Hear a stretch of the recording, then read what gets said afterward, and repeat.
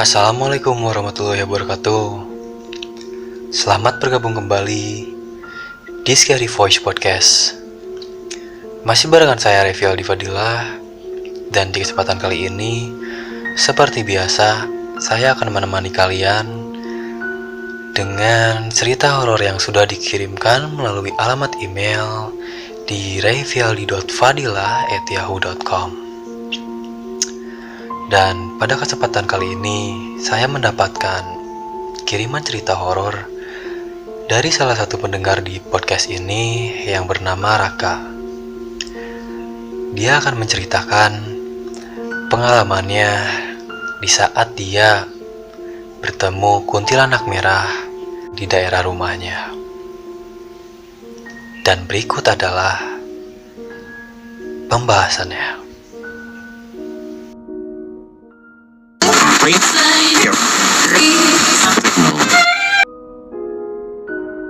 Jadi hari itu dia baru pulang dari rumah temannya yang berada di sekitaran kota Solo. Dia berangkat dari rumah temannya sekitar pukul 5 sore. Pada awalnya dia tidak akan pulang dari rumah temannya sore-sore, melainkan dia akan pulang ke rumahnya sekitar pukul 9 malam. Berhubung ayah dari Raka itu menelpon Raka bahwa jangan pulang lebih dari jam 8 malam ke atas. Kalau bisa segeralah pulang secepatnya. Begitu kata ayahnya Raka. Jadi Raka pun mengurungkan niatnya untuk pulang malam dari rumah temannya itu.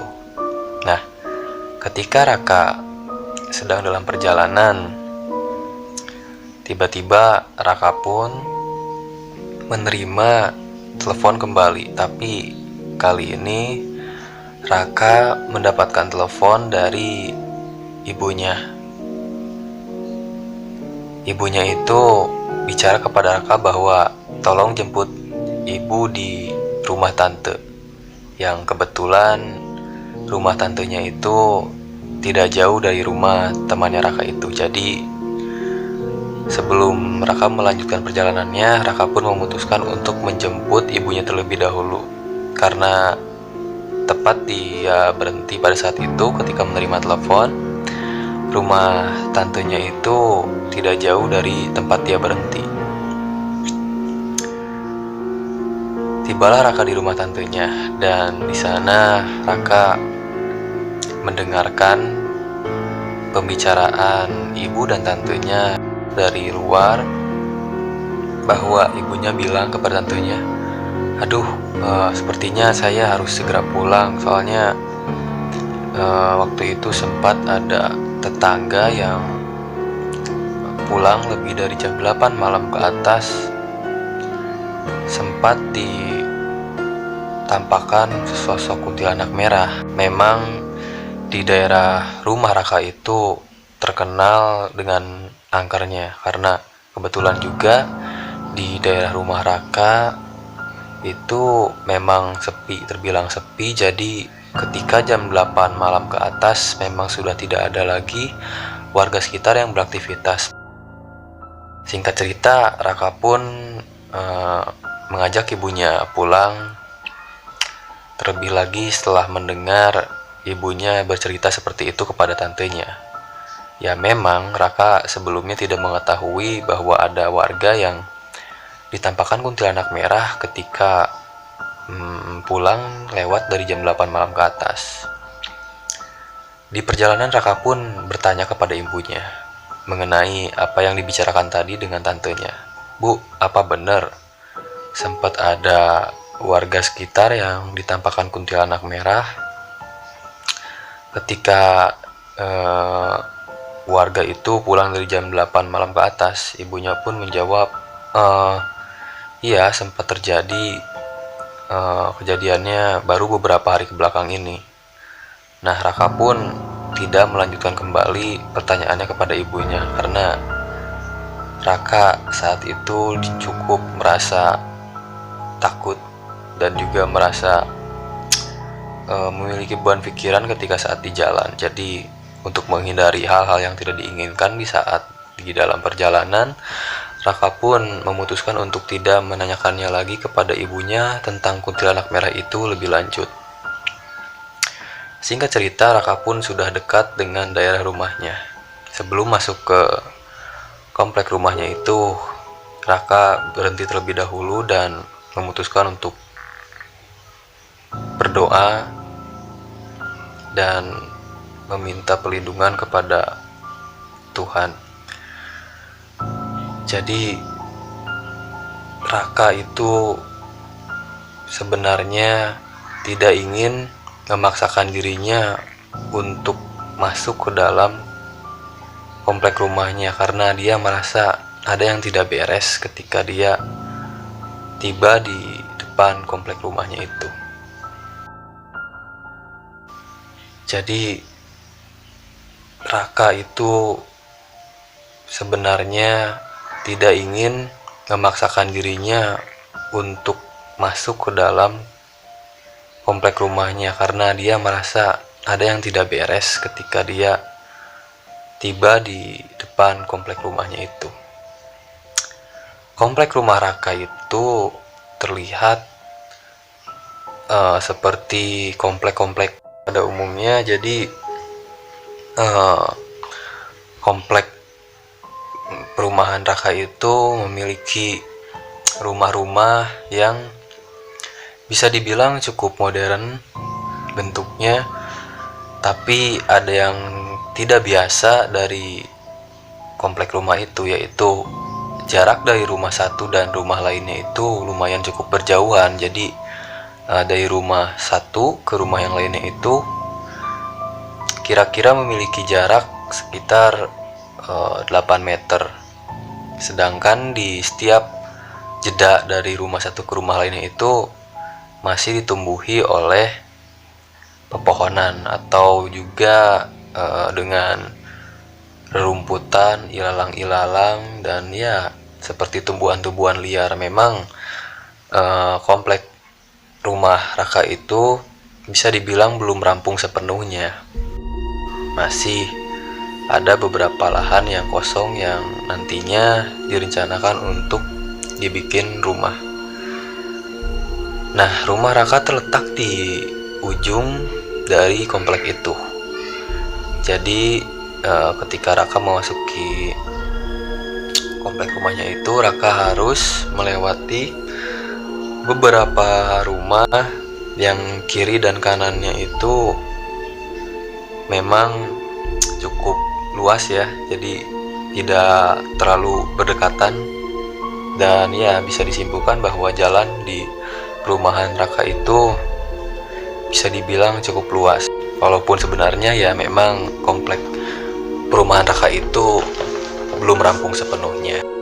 Dia merasa ragu-ragu untuk masuk ke dalam komplek rumahnya itu. Tiba-tiba Raka ditepuk oleh ibunya dan ditanya, "Raka, kenapa kamu berhenti di sini?" Raka pun memilih untuk tidak menjawab pertanyaan ibunya dan segera masuk ke dalam komplek rumah tersebut.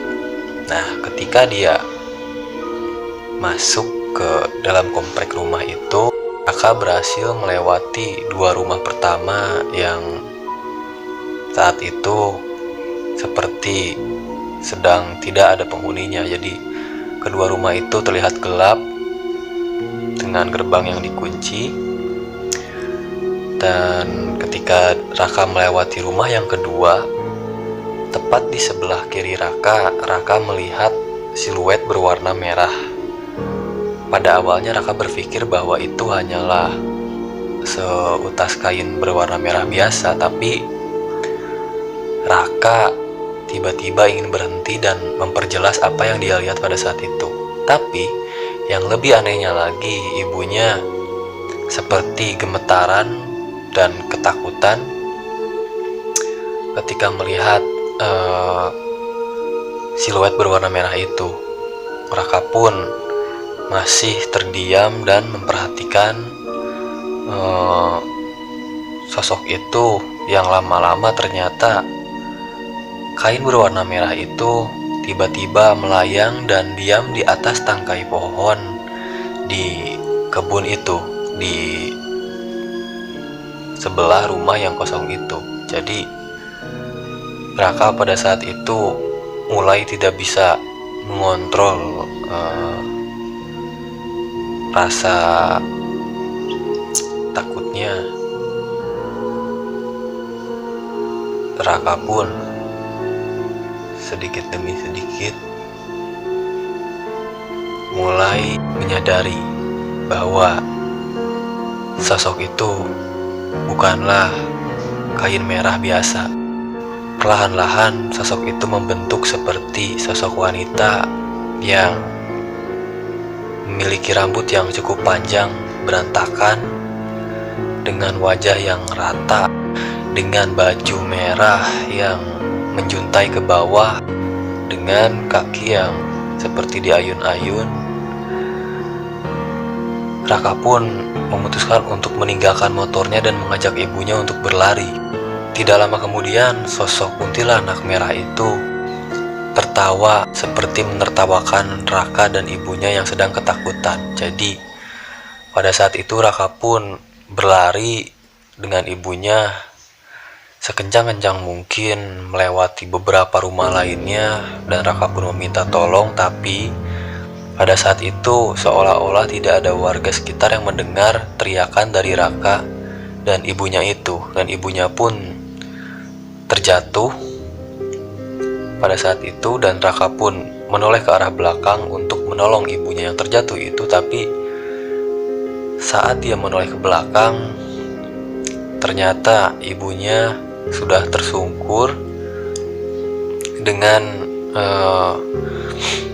wajah yang masih ketakutan, dan tepat di sebelah ibunya itu berdiri sesosok kuntilanak merah yang melambaikan tangannya kepada Raka lalu hilang begitu saja. Raka pun dari situ membantu ibunya untuk berdiri dan segera bergegas ke rumahnya untuk meminta pertolongan kepada orang-orang yang sedang berada di rumah pada saat itu. Singkat cerita, tibalah Raka di depan rumahnya dan disambut oleh ayahnya yang tiba-tiba memarahi Raka dan ibunya. Kenapa kalian malah pulang lebih dari jam 8 malam? Karena kebetulan memang pada saat itu waktu sudah menunjukkan jam 8 lebih. Jadi ayahnya pun yang tadinya sempat memberitahu Raka bahwa jangan pulang lebih dari jam 8 malam, dan pada akhirnya Raka dan ibunya pun tiba di rumahnya jam 8 malam lebih. Jadi ayahnya itu memarahi Raka dan ibunya, dan ayahnya pun menanyakan, kemana motor kamu? Raka pun menjawab bahwa motornya tertinggal di depan kompleks sana karena tadi melihat sesosok kuntilanak merah yang bahkan mengejar dia dan ibunya. Ayahnya pun tidak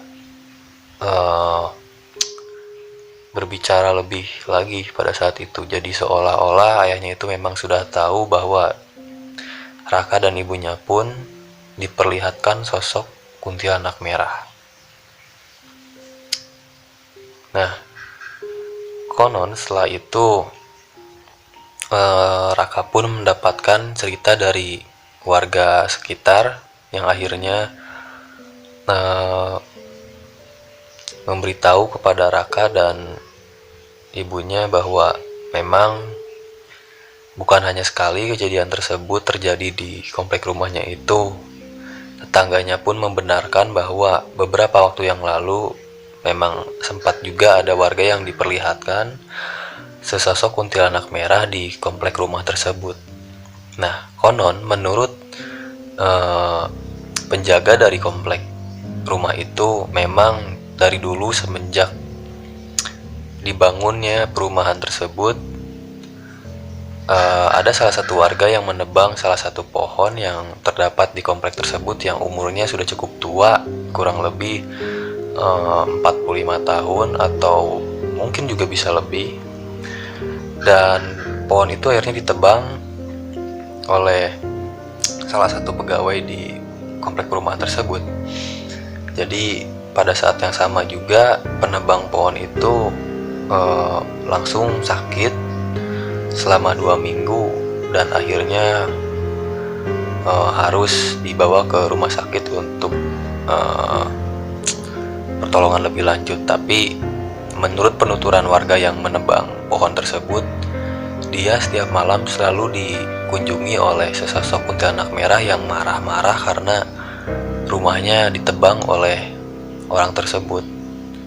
Dan kuntilanak itu seolah-olah meneror penebang pohon tersebut sampai akhirnya dia stres dan sakit dan dilarikan ke rumah sakit. Bahkan sampai di rumah sakit pun penebang pohon tersebut juga masih dihantui oleh kuntilanak merah tersebut.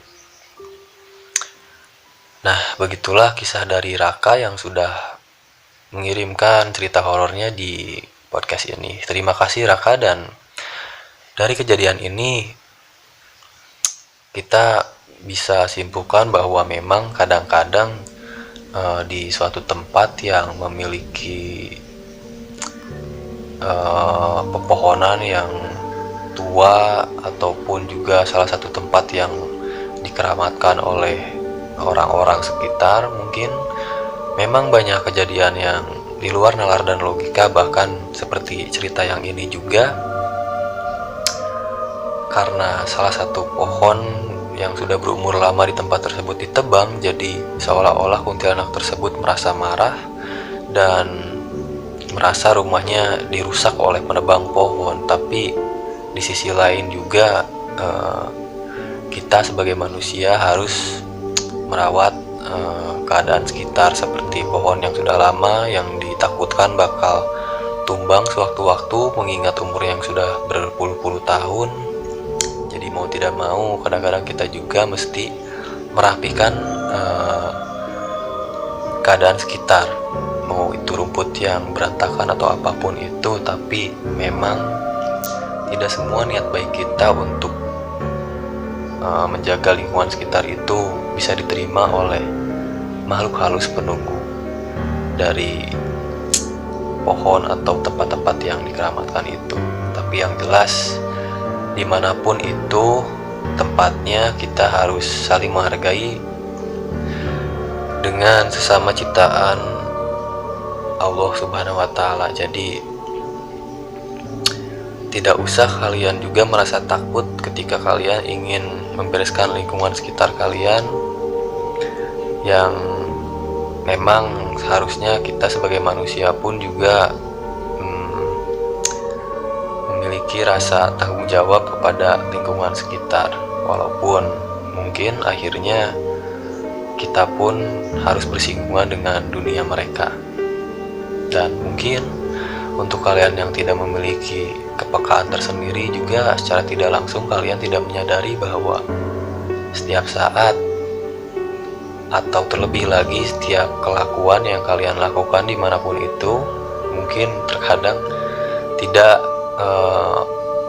berdampak baik untuk makhluk halus. Jadi waspadalah, selalu dekatkan diri kepada Allah Subhanahu wa Ta'ala, dan jangan sampai kita menjadi mengimani makhluk-makhluk seperti itu. Dalam artian, kita jangan sampai terlalu takut dengan makhluk itu, karena pada sejatinya manusia pun memiliki keistimewaan tersendiri dari Allah Subhanahu wa Ta'ala, yang dimana kita bisa mengusir mereka dengan cara yang dianjurkan di agama kita masing-masing. Dan saran saya, ketika makhluk tersebut terganggu dan meminta sesuatu kepada kalian, janganlah kalian memberikan apapun yang mereka minta, karena hal itu bisa menyebabkan kita menjadi kalah dengan makhluk tersebut. Atau juga kalau di agama Islam, ketika kita mengikuti permintaan makhluk gaib itu jatuhnya musyrik. Jadi begitu saja di kesempatan kali ini. Untuk kalian juga yang mungkin ingin mengirimkan cerita horornya di podcast ini yang akan saya bacakan tentunya di kesempatan yang selanjutnya, boleh banget kalian tinggal kirim aja pengalaman horor kalian ke alamat email di rayfialdi.fadila@yahoo.com, atau kalian juga bisa kunjungi akun Instagram dari podcast ini di Scary Voice Podcast. Kalian juga bisa pantengin timelinenya apapun yang akan dibahas di kesempatan selanjutnya. Di sana akan ada kisi-kisi kira-kira apalagi yang akan dibahas selanjutnya. Dan by the way, untuk segmen Mystery Talks kalian bisa menyimaknya di hari Kamis depan. Jadi siap-siap, kalian terus aja pantengin di podcast ini. Dan kalaupun kalian ingin request tentang pembahasan di segmen Mystery Talks minggu depan, boleh banget kalian tinggal DM aja di akun Instagram Scary Voice Podcast. Dan kalau kalian juga ingin mengunjungi profil Instagram saya, ada di rayfialdi.fadilah. Terima kasih untuk kalian yang sudah meluangkan waktunya untuk mendengarkan podcast ini, dan coba perhatikan di sekitar kalian, pastikan semuanya masih sama seperti biasanya dan tidak ada keanehan ketika kalian selesai mendengarkan podcast ini. Terima kasih dan good night.